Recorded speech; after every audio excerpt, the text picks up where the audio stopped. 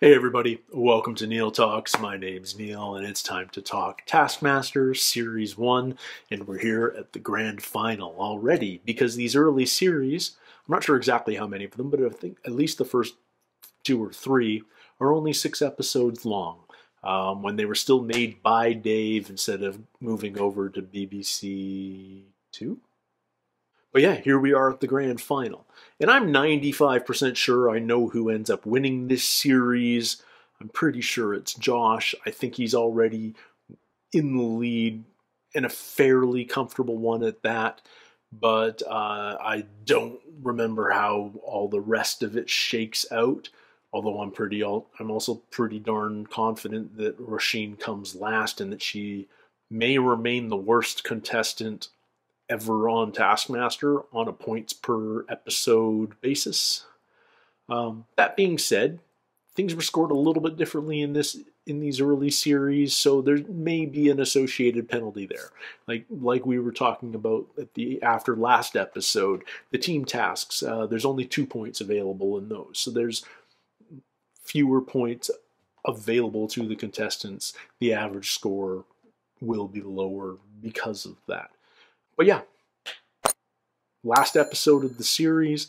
I'm not sure if there's any crazy iconic moments from this episode, but there certainly have been over the course of the series. It's been super entertaining. It's been so much fun to revisit it with the knowledge of who the contestants were. And yeah, I'm excited to see how it all ends up. So let's jump right into it, guys. This is episode 6 of Series 1, and it's called The Last Supper.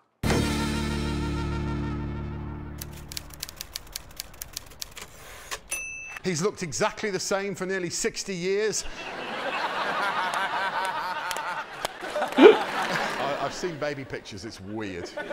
Frank Skinner! When he reached the age of 12, he thought, yep, I'm sticking with this. It's Josh Widdicombe!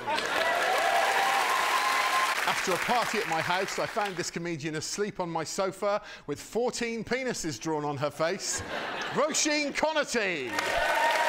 Quite simply, a lovely, kind man. Probably my favourite, really the loveliest of all the contestants, Mr. Romesh Ranganathan. And finally, a man who's earned a great deal of respect in the comedy industry, but often lets himself down in social situations, Mr. Tim Key. OK, I've been practising. OK. Ready? Yeah. 4. Isn't it? 4. Is that banter? It gets much better than this, guys. It doesn't always. Today you've asked them to bring in their most satisfying item. Let's get some points going. Most satisfying. What did you bring in that's satisfying? I've made a fish chowder. When did you make it? I made it on Sunday. Oh, what day did they film this? Oh, man.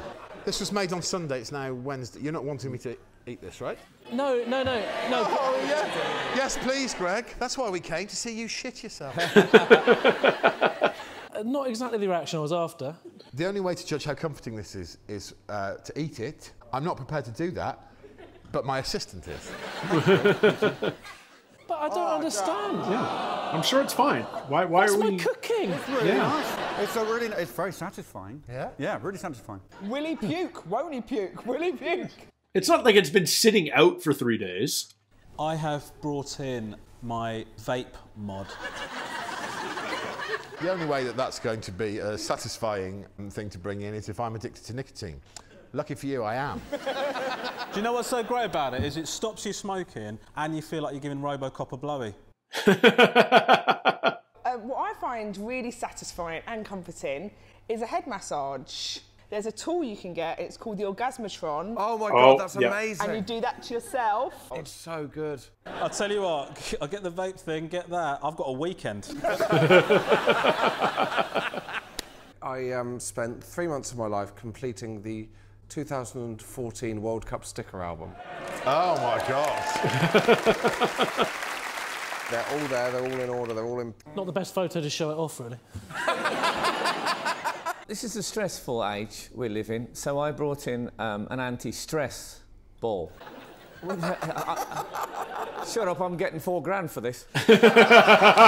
Just wanted to say, someone sponsored. Roisin, I don't want to massage myself. Then I'm going to put Romesh in, because it was supposed to be generally satisfying. There's only a few losers here who are addicted to nicotine. You're one of them, mate. That didn't go as well as I hoped. It's backfired. I look like a prick now. So. Anyone who makes me a lovingly prepared fish dish is going to win this task. Ladies and gentlemen, the winner of the first task is Mr. Tim Key. Good. A little home cooking wins. I would have made it last night, though. I would have made it Tuesday night, not Sunday. Roisin's on 60, Tim's on 70, Frank 77, Romesh on 81, despite not winning a show. Josh is the leader so far on 85. Remarkable. Okay. Josh has a 4-point lead. And Romesh, it's kind of crazy. He's like always second every episode. Get the lowest golf score using eggs. Your score will be calculated as follows. Shots times eggs times minutes. Oh. Your time starts. So you really don't want to now. break an egg. And you want to go fast. Seem to remember that if you hit them on the point of the egg, they don't break. But they also don't That roll was well. incorrect. Shit. Yeah, I think you want to You have to sweep them a more bit than harder hit. as they bleed. Are you allowed to just sweep your way through it and go? I don't even know if morally I'm allowed to do this.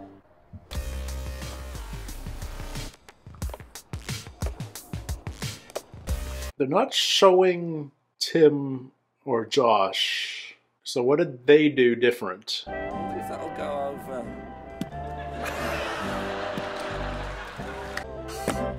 Which was the problem hole for you? I think it might have been the one that I used over 2 dozen eggs on, maybe. I think that might have been. Just off the top of my head, that probably is. Bad vegan. The vegan, wow, lost his mind, didn't he? Why do you hate chicken so much? I don't hate chicken. Listen, it was a really upsetting day for me. Well, how many eggs? I don't know how many eggs I got. Well, you took 68 shots, 14 minutes 20, and 36 eggs. We ran out of eggs. I asked for more eggs, but I was denied more eggs. Yeah, because we were worried about the chicken community dying out. Do we think if most of the egg gets in the hole, that's counted? That's exactly what you should ask yourself. I'll do that now. Craig? Yes!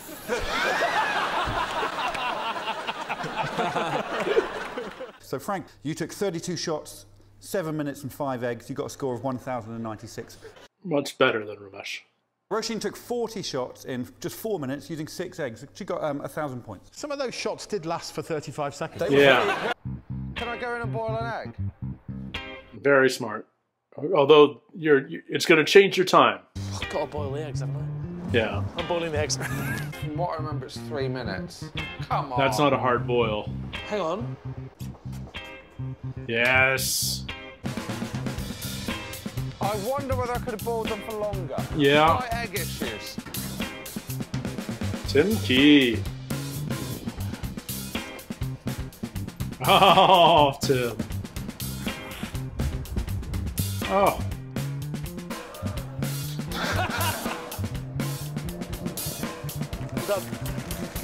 Bravo to Tim. I think Tim did. I'm going to assume that's a clear winner. I mean, should you be penalised for bad boiling? Yes. You can't have it both ways. Also And were you penalised for expecting making bad some points tea. for that tiny bit of shell you got into one of the holes? You said any egg that gets in the hole counts as in the hole. No, he said If most. we're happy, He said then the Josh, majority. took 42 shots in 21 minutes because of the boiling problems. And he used 7 eggs, so you scored about 6,000 points, just over. Oh. Tim, 39 shots, 10 minutes, 3 eggs, 1,200 points. Oh. So if we're all happy with the rules, So which we're not, Roisin wins? Are you serious? I'm just looking at his face, he's so cross. Well, I didn't sort of say it at the time because I thought I was going to run away with this one, but Roisin just swept them. Sweeping's not what... I didn't sweep the whole You time. swept most of no, the time. I didn't. I think you're all shit at golf. It was my first go. Because I you, got the Willie. lowest points. Because you didn't break any eggs, pretty much. I mean, But surely I should have 6,000 points then. No, the lowest better. No, I think let's listen to Roisin. Give her that. No, she's absolutely right. It just feels really weird that I haven't won that. Tim, what happened was you put it in the tennis ball, but then you were very bad at getting the tennis ball into the hole because the tennis ball was bigger than the hole. I think we should score this according to... Who's won? Who's won. Good idea, yeah, OK, let's do it. In that case, Roisin Conaty is the winner. Roisin Conaty wins! I'm not sure how I feel about that. But yeah, I wasn't counting Tim's strokes, obviously. We've actually put the contestants into 2 teams. We put the 3 in the middle, Josh, Roisin and Romesh, as one team One last because their team age is task. up to 100, as does the other 2. Is that facts? Tell me whether that age math is true. Like, Frank could be 65 and Tim could be 35. Stage a realistic blooper from a home movie. They took this idea to Kong and Befaller season 1 too, didn't they? The film that I think is the funniest, I'll give 2 points to each person in the team, and the other people get nothing. Yeah, again, the weird team task scoring. Where have you done this one, or you have to Hundreds of thousands, yeah. count the hundreds and thousands? It's really fun. Let's go see how they're getting on. No, is this, yeah, but is this 100 or is it 1,000? Are you serious? Which one? What about the yellow one? Yeah, this one. Yeah. Terrible filmmaking. It's us. What, the one this here?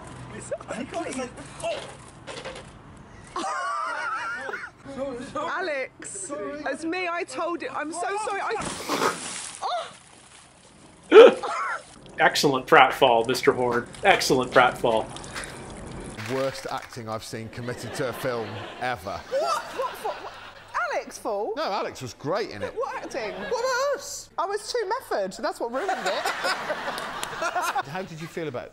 Well, I was very pleased with my performance, but when I saw it about the camera work, you kind of miss the fall. You missed the fall into the pool. So I had to Blair Witch. It is a lot shitter than I thought it was going to look. I agree with Romesh. Let me see how the old people did. Okay. Be careful on that ladder, mate. Jeff, mate, I know what I'm doing. I do this every year. Oh. Oh. They didn't show it either. I mean, they have to get the crash pad out of there, I guess. Brad. Oh, God. I'll get help. I'll get help.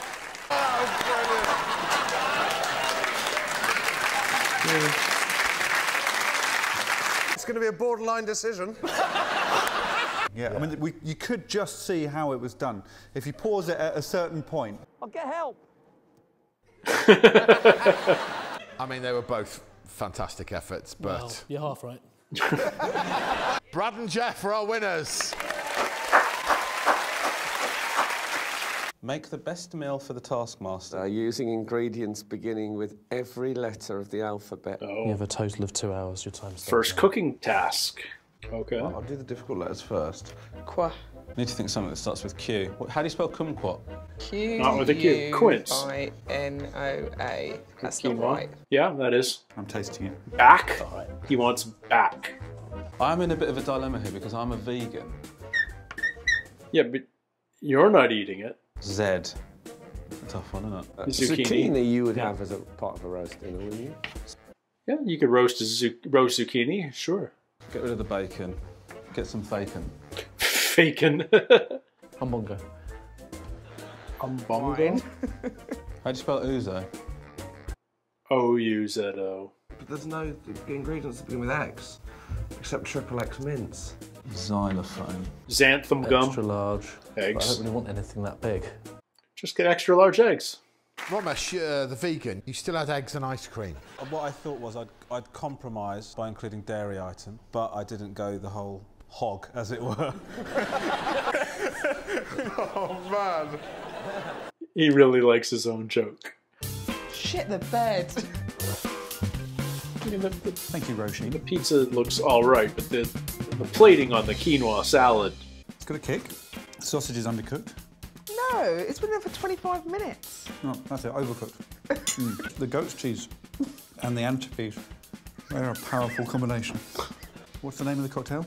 Cocktail. I almost feel like I don't have to drink it because of the smell. That's enough. All right, all right. What is the flavour of quinoa? Horrible. Do you want to see another pizza? Yeah, I do. Okay, well, this is nearly a pizza from Josh. Nearly. Fuck off. Could you take your sock off, please? It's nice, and then you hit the nectarine and it's confusing. Okay, so the pizza, you're saying thin and crispy. It's not crispy. It looks like a pizza, and then you eat it, and it tastes like a lot of ingredients on a wrap. Treat. I mean, it's very minty. The triple X Dusting mince. tastes like dust. What's the dusting? Just like watching a student cook what he would normally cook. Oh, for fuck's sake. Man can't broil bread. There's the xylophone. Weirdly, it's quite nice. He's made it look awful, and then What do you mean look? the taste is so surprising. Yeah, but look at all the colours and everything. I'll have a bit of ouzo, fruit salad. So the first thing is I've been totally won round by the inclusion of xylophone now. And what I want before I eat is to be just incredibly irritated. How did it taste? I mean, It was pretty good. There was no meat, so it wasn't, you know, it wasn't very nice, but it was all. I was doing it for your own safety, and I was trying to help you sort of live a more ethical life. Do you want to see a man cook meat? I want to see a man deal with meat. It just never occurred to me that it would have things like a skeleton. It's rabbit. What if I cut a centre section in the steak and then use that to house the hollandaise potato? Tastes like honest food. It's artisan. Yeah, but also if you got served it during the war, you'd understand. A bit of zucchini wheel. But the cargo was exceptional. The fennel has a horrible texture. Like you put fennel in a The fruit taste salad? is admirable and a welcome surprise. It's an excellent meal. Thank you, Frank. Thank you. That's how to present a xylophone. That's Yeah, as a plate. I mean, it looked like a genuinely delicious meal. The main dish, it was called beef au van, so it was a pun as well, because it looked like a van. So much texture in that meal. It's very, very different to Tim's. Oh no. It was what it was. It was what it was. I wish I got some pasta. Oh, God. I'm now making pasta. Dog food. Ravioli. Oh, dog food ravioli. That tastes nice. Really? There's obviously K for kettle chips in the pasta, as well as A for all brand, C for cheese spread.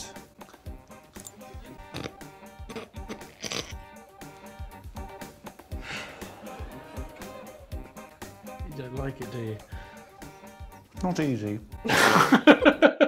Very thick and hairy. You can see the hairs. Hairy? I don't know what the hairs are from. Yop and tequila. Basically, it's Malibu. That's lovely. That's less good, that one. That one didn't taste nice. If somebody served this to you, you would not remain in contact with them. I've served it to you. So it ends. There was grapefruit in every course. You called it... Do you remember the whole meal? You called the meal citric feces. Yeah, I mean, I don't want to put words in your mouth, but you've got to admire my ambition. I just love the first thing that you said was, this is actually quite tasty, and the chef went, really? The two pizzas going in last, the absolute lunacy of Mr. Tim Key's going in third, and Romesh is in second. Clearly the best meal there, by a country mile, was Mr. Frank Skinner is the winner of the and a special round of applause. Funny and for Mr. traditional. Alex Horne, of course. Yeah. Dog food pasta. Anyone could still win the series, except for Roisin and Tim. Okay.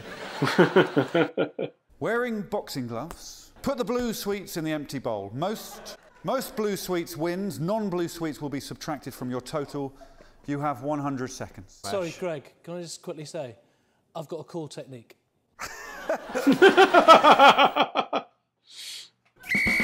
Cheer for your favourites. Frank's got one.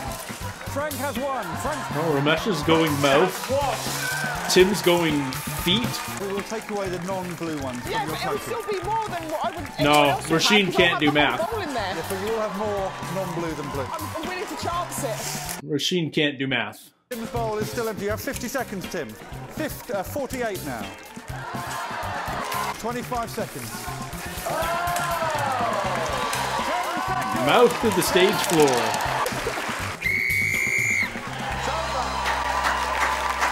Okay, who actually won here? I feel like Romesh did well. Well, amazingly, Roisin got 428 blue sweets into her bowl. Minus. She also got 2,571 non-blue sweets, so she scored minus 2,143. Neck and neck. Josh, you got 23 blues, but 13 non-blue, so you scored 10. Frank, 12 blues, 1 wrong, 11. Romesh, 22 blues and 10 non-blues. Oh, He scored 12. Tim Key, 21 blues and no non-blues. Tim Key. Nice. Good, what does that do to the scores? That's what we're about to find out.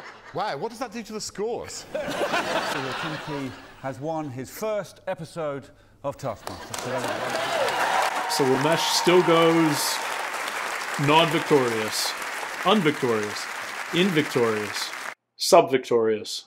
Alex, do some maths and tell us, who is this series' overall winner? But there are two people tied in second and third, but as you can see here, the overall winner was Mr. Josh Widdicombe. By a single point. Wow. Do they have the golden... Oh, we don't have a golden head.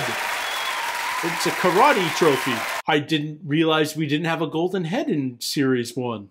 Good night. It's always a little anticlimactic when the non-winner's like celebrating his prizes at the top there. But they should have said, they figured this out in later seasons. They send the episode winner first, and then they reveal the series winner. I'm not saying that this was a last-minute purchase, but why is there a man doing karate on the top?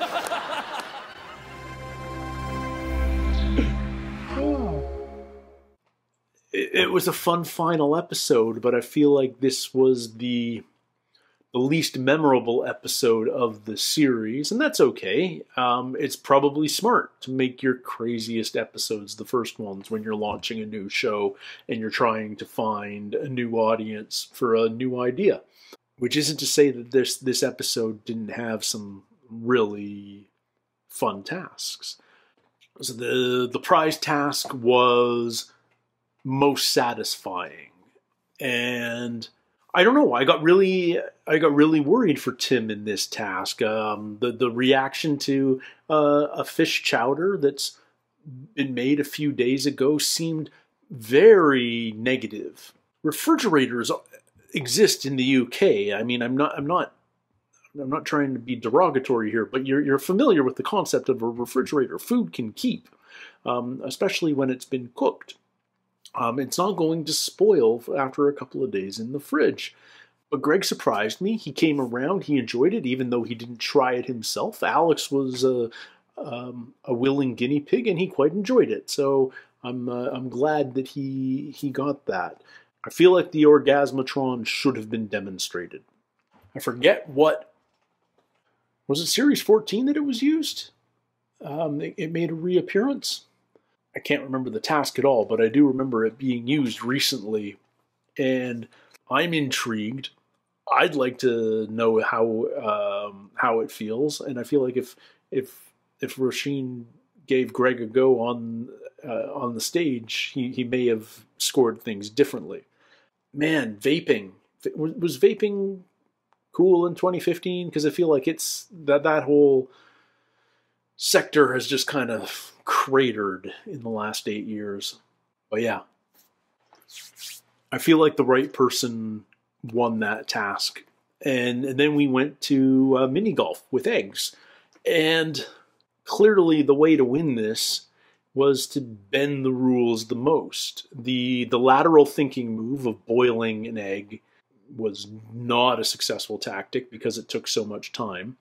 And still Josh didn't boil them hard enough. And Tim's strategy of putting the egg into a tennis ball to protect it also failed because he was really bad at golf. But I think those two also took the longest time. And the actual winner is Roisin, who arguably didn't actually play golf at all because, as we pointed out, she was sweeping. But Greg seemed to be fine awarding her the win in that. I don't know. It felt very lenient, especially considering how much of a... He's been quite harsh in his judgments this first series about disqualifying people for bending the rules. So I'm a little surprised he let her get away with it, but I feel like there was a missing tactic that everybody missed that would have made things much more successful. And I'm not sure exactly what that is, but I feel like, what if you had wrapped the golf club itself in padding? What if you really took the edge off, so to speak? So you're not hitting a hard egg with a hard club face. What if you wrapped the head of the club in a towel or something? Maybe it would fail miserably, but maybe, like, I don't feel like the eggs were breaking because they were hitting things. They were breaking upon impact with the club. So if you could reduce that, or putting a raw egg into, like, is there a better solve than the tennis ball that Tim used? Because if the tennis ball is too big for the golf hole, then that's an issue. It's a scary scoring system, because every time you break an egg, you're multiplying your score. You want to go fast because time is a multiplying factor, and yet you don't want to take a bunch of strokes either. So all the factors that go into scoring are sort of at ends with one another. You take your time and you be patient and gentle, then you're going to take a lot of time and you're going to have a lot of strokes. If you go fast, then you're going to probably break a lot of eggs. Yeah, I don't see the easies. I don't see the easy solve, which makes it a great task. But I feel like Roisin got away with one in that one for sure. Film a TV blooper. Stage a TV blooper. Maybe it's just because I'm not a fan of blooper shows, or at least I haven't been since like the late 80s.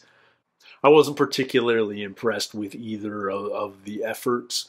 Roisin's camera work was too Blair Witchy, in my opinion.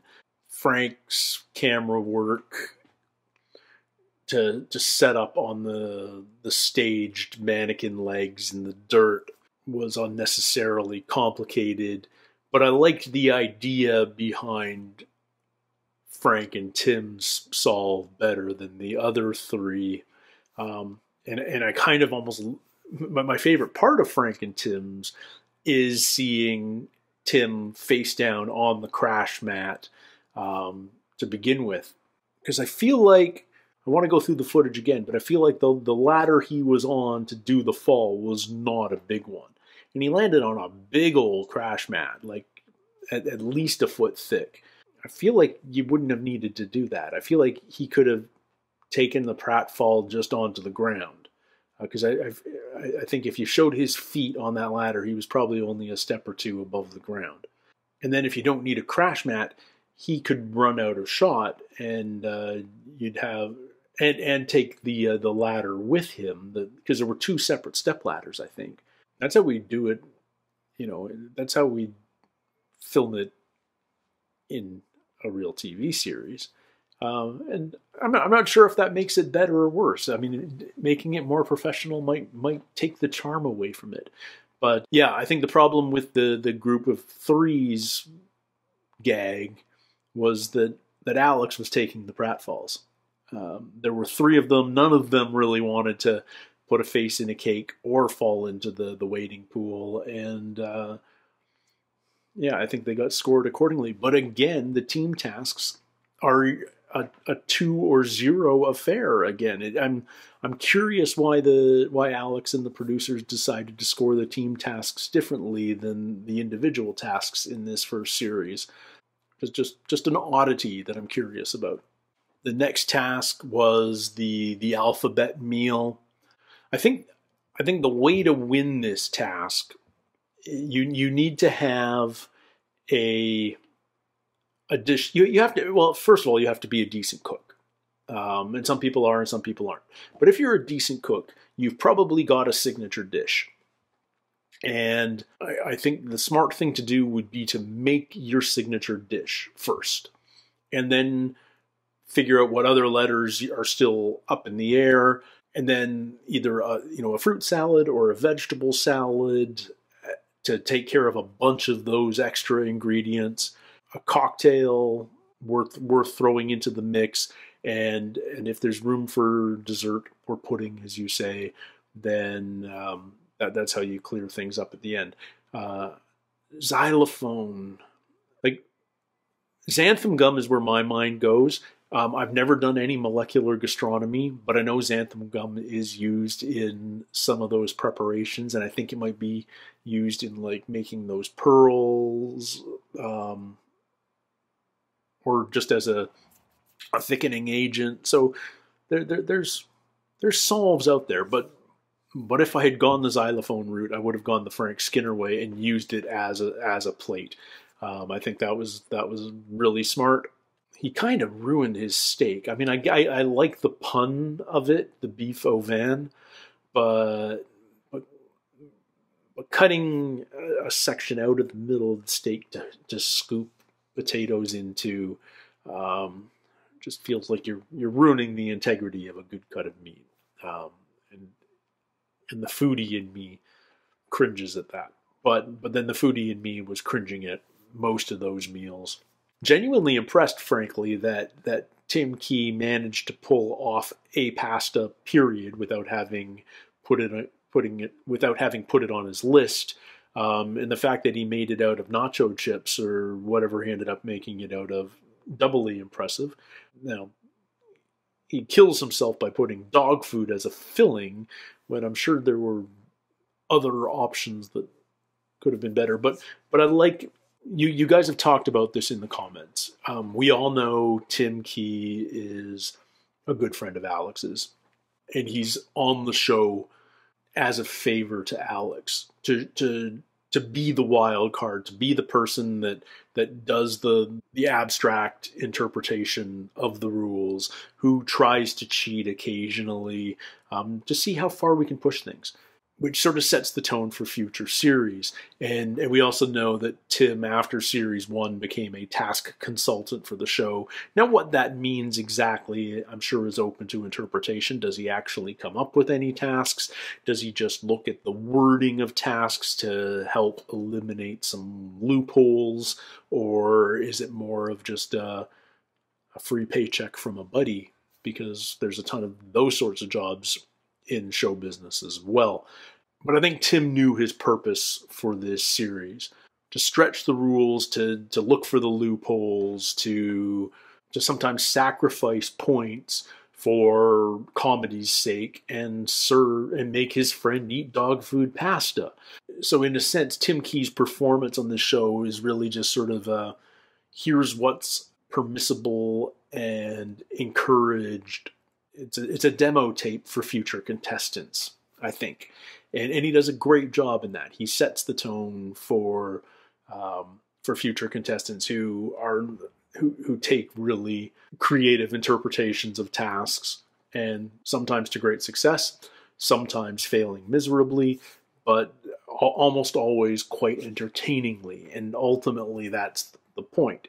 The show has to be entertaining.